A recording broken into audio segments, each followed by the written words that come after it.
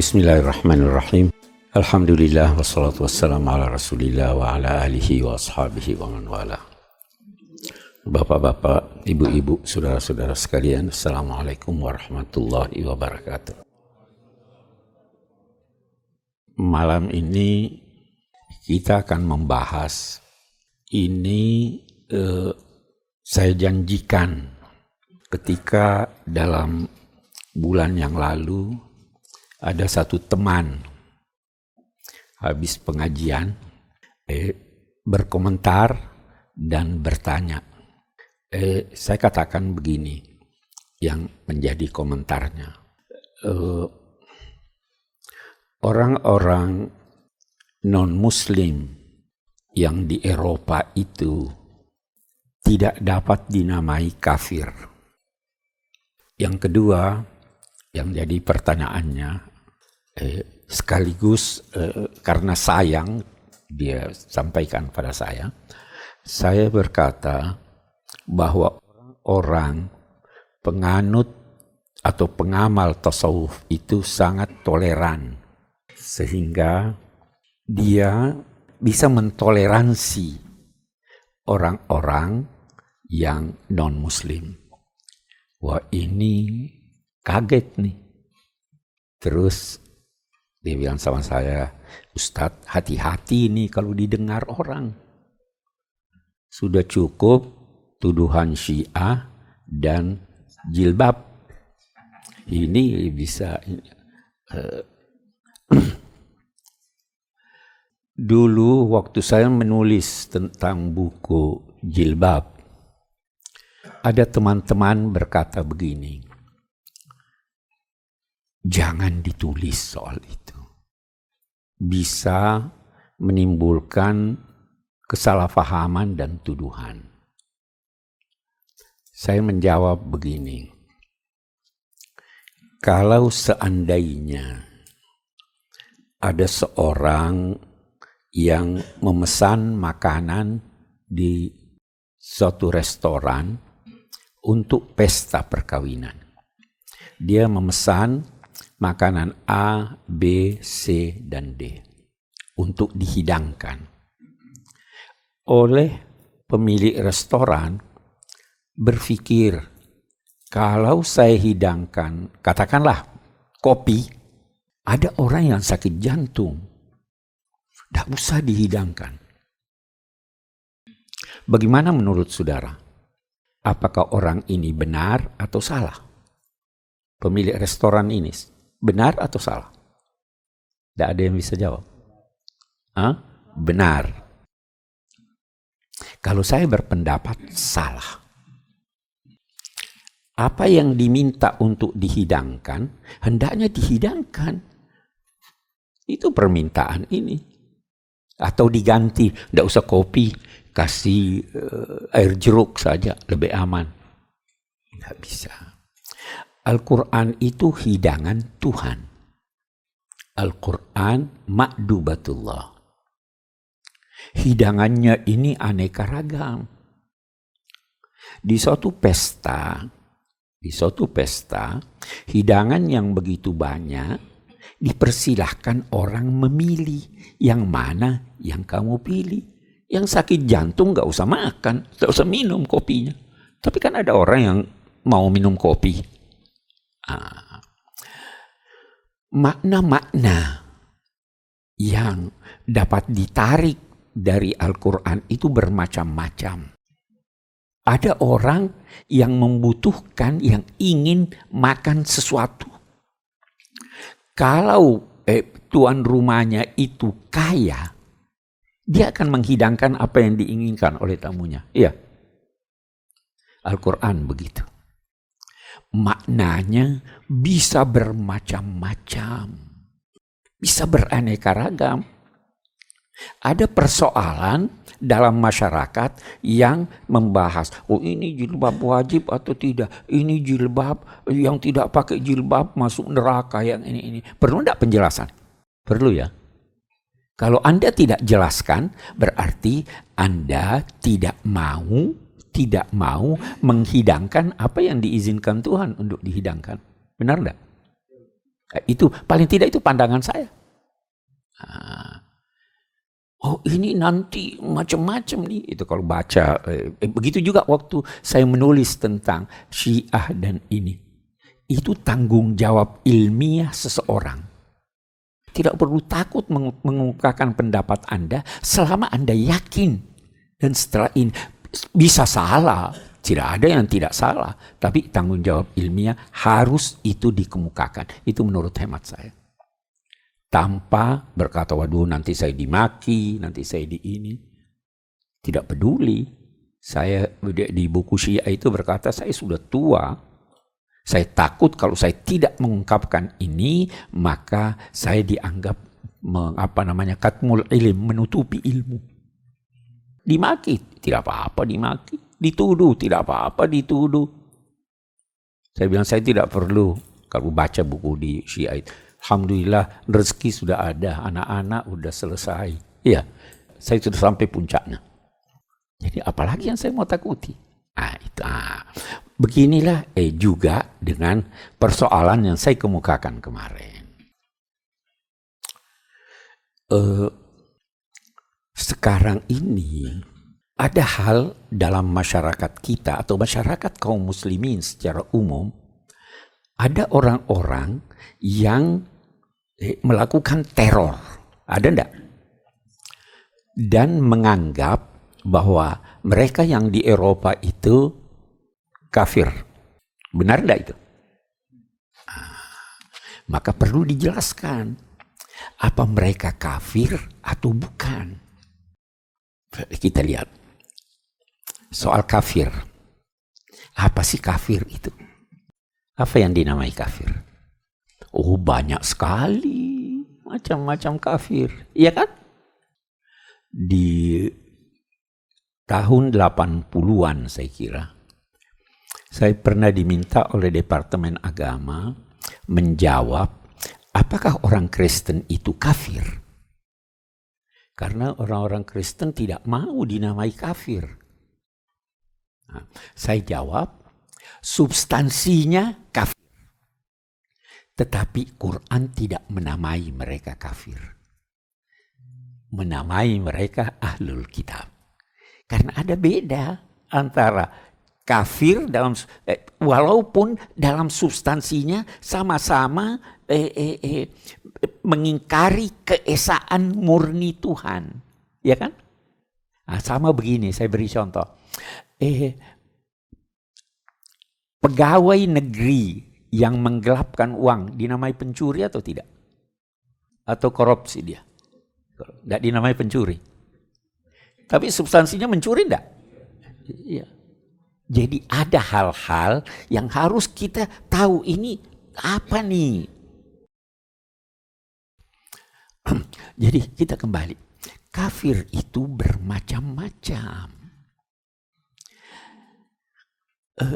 Ada kafir yang menolak 100% dalam hatinya.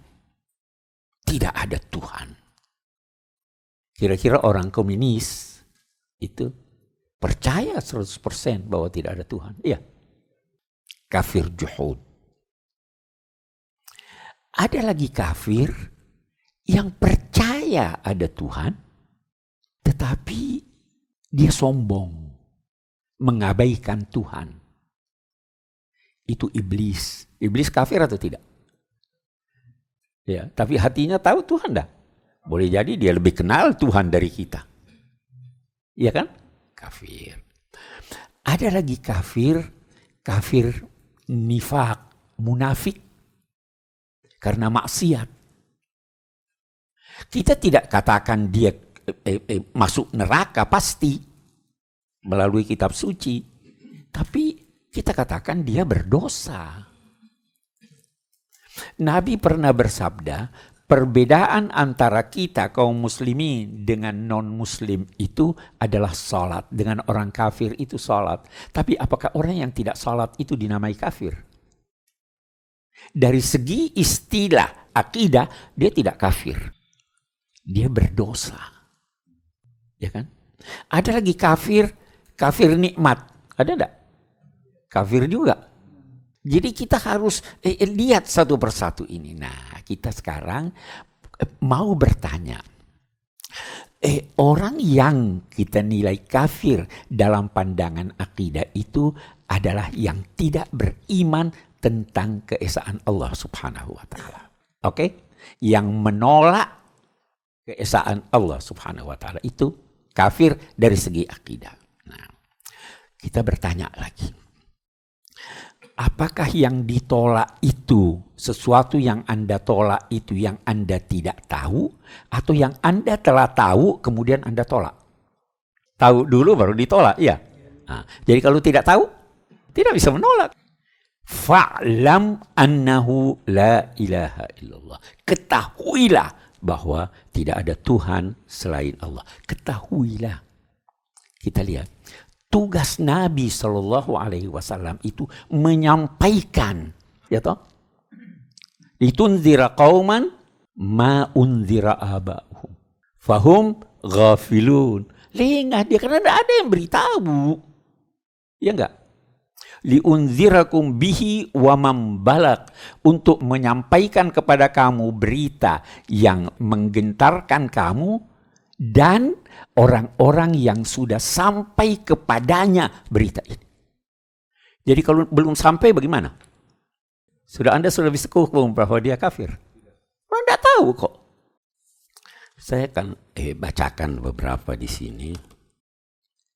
Orang yang dinamai kafir itu adalah yang menolak secara angkuh atau menolak secara dari seluruh hatinya tentang ajaran Islam, padahal itu sudah nampak kepadanya kebenaran ajaran itu yang bisa menjadikan dia puas dengannya. Dalam arti mesti atau baru dinamakan dia kafir kalau sudah sampai kepadanya gambaran yang sempurna, yang rinci, dan yang menimbulkan gelora di dalam hatinya untuk menerima Islam. Kalau dia menolaknya, barulah dia dinamai kafir. Karena itu Al-Quran selalu mengaitkan antara kekufuran dan sampai ajaran itu kepada seseorang. Jadi kalau belum sampai, belum kafir. Sudah tahu. Oke, kita lihat sudah tahu atau belum. Kita baca lagi di sini. Wa fi hadza salat, saya baca yang terakhir aja. Kata Imam Ghazali, sudah sampai kepada dia pun ajaran Islam, tapi ajaran Islam yang buram. Dia itu ma'zur, kata Imam Ghazali. Kita nanti tanya, apa sudah sampai atau belum. Orang yang sampai kepadanya berita tentang ajaran Islam tetapi yang buruk ditampilkan dalam buruk, maka dia itu dipersamakan dengan orang yang tidak tahu hakikat agama Islam, dan dia juga ma'zur qiyasan ala qawlihi ta'ala bi annahum qaumun la ya'lamun, disebabkan karena mereka tidak tahu. Oke, yang penting kita mau bertanya, itu Eropa sudah kenal Islam atau tidak? Siapa yang bisa mencerminkan Islam untuk orang Eropa? Islam itu tidak dikenal. Dikenal tidak Islam? Tahukah saudara, ada penelitian, masyarakat apa yang paling menggambarkan Islam? Kira-kira Saudi, Mesir, Indonesia, New Zealand yang pertama. Yang kedua Luxembourg. Saudi itu urutan 9, bukan paling buruk. Urutan kita lebih buruk dari Saudi. Itu hasil penelitian dari George Washington University. Jadi dia tidak tahu Islam. Kafir atau bukan? Jangan namai dia kafir. Kita bukan muslim dalam pandangan mereka. Karena yang nampak pada mereka teror, ini, bahkan boleh jadi yang nampak pada kita tentang Islam itu, saya sudah ada buku saya itu tentang yang hilang dari kita, akhlak. apa kita berakhlak Islam nih? Penelitian ini dilakukan bukan hanya dalam hubungan manusia dengan Tuhan, juga hubungan manusia dengan sesama manusia, tentang hak-hak asasi manusia, tentang perekonomian. Itu kan semua ajaran Islam. Oh, ini belum cukup nih. Saya katakan, kalaupun dilakukan penelitian menyangkut ibadah, haji, puasa, zakat, ini kita belum mencerminkan ajaran Islam secara utuh. Jadi kita tidak ingin itu orang-orang ISIS dan sebagainya lantas mengatakan, oh ini kafir, kita yang salah. Kita tidak memberi gambaran yang benar tentang Islam. Anda kira apa yang terjadi di Indonesia ini sekarang? Maki memaki, kafir mengkafirkan, benci membenci, menggunakan ayat-ayat bukan pada tempatnya. Anda kira itu Islam? Apa itu menggambarkan Islam? Tidak kan? Nah ini kemarin waktu saya di Geneva itu diminta oleh Al-Azhar berbicara tentang pandangan agama-agama tentang ekstremisme dan kekerasan. Saya katakan begini, kita beda dengan sebagian orang di Barat. Orang di Barat itu menganggap yang ekstrim itu yang mencapai ujung, itu ekstrim. Kalau kita di Islam, yang ekstrim itu yang melampaui pertengahan. Beda enggak? Kalau sudah sampai di sana, baru dinamai ekstrim. Kalau kita di Islam, sampai di sini, melampaui pertengahan, itu sudah ekstrim. Ya toh? Di Barat, mereka masih membolehkan memaki agama orang lain selama itu diucapkan di kalangan mereka, ya kan? Atau selama itu tidak menimbulkan kekerasan. Kalau kita tidak, segala apa yang tidak menyenangkan orang lain walaupun itu benar tidak wajar diucapkan. Walaupun orangnya tidak ada. Kita kan ghibah terlarang. Jadi kita sudah beda. Kekerasan. Kita itu tidak senang kekerasan. Ada yang beranggapan Islam membolehkan membunuh, membolehkan mencambuk yang berzina kan. Itu kekerasan, gambaran dari kekerasan. Kita bilang tidak dong. Setiap orang, manusia itu semua bisa salah. Ya enggak? Semua bisa berdosa. Tetapi Islam menganggap dosa yang paling besar itu adalah mengingkari wujud Tuhan. Ya enggak? Tetapi Islam tidak menetapkan suatu hukuman bagi yang tidak percaya pada Tuhan. Ada enggak hukumannya yang tidak percaya pada Tuhan? Nanti pun kita tidak tahu, itu urusan Tuhan. Ya enggak? Kalau ada hukuman yang ditetapkan agama Islam, katakanlah untuk pembunuhan, untuk perzinahan, maka itu tidak serta-merta dijatuhi hukuman. Kan tidak serta-merta, harus ada pembuktian. Terbukti tidak dia membunuh? Terbukti tidak dia berzina? Sebagian dari tuntutan pembuktian itu sulit ditemukan. Orang berzina, dari satu sisi dia larang berzina, tapi di sisi lain dia larang orang lihat kemungkaran. Iya kan? Ya bagaimana bisa? Dari satu sisi dia katakan, kalau kamu menuduh orang berzina, harus ada 3 orang lain bersama kamu yang melihat itu pedang masuk di sarungnya. Ya bagaimana bisa dibuktikan ini? Jadi hukuman atau kekerasan yang ada, yang diduga dari hukum-hukum Islam itu sebenarnya ditinjau dari 2 sisi. Sisi pertama, sisi yang melakukannya. Sisi yang kedua, sisi masyarakat. Karena itu kalau ada orang mencuri, lantas yang punya uang, punya barang memaafkan, tidak dihukum. Nanti kalau diadukan ke pengadilan, polisi baru dituntut. Karena di situ ada hak masyarakat.